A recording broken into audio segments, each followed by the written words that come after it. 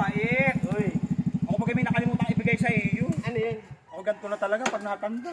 Ano ba yan? Gusto ko mamaya, pagpunta mo sa parlo, ito ang susutin mo. Wow.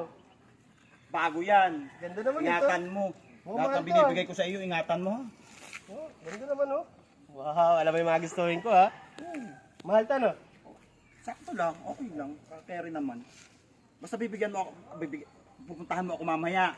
Oo, punta Huwag mo kita. akong kakalimutan ha. Sa parlo? Baka mamaya puro ka na naman dahilan. Hindi oh. Diyos ko po. Pupunta ako dun. Bibigyan na rin kita muna ng ano. Yung pambili mo ng rubber shoes, dyan mo lang ha. Ay, ng sapatos ha. Ng black shoes ha. Tapos ito pang allowance mo ha. Oh.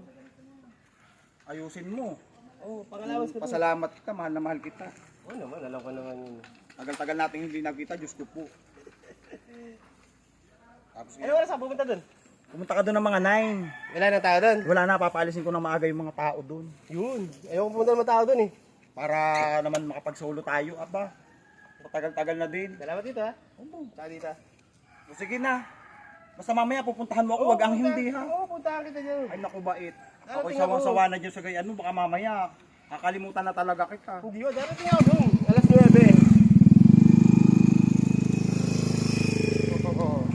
Nagka-t-shirt pa, nagka-pera. Iba din.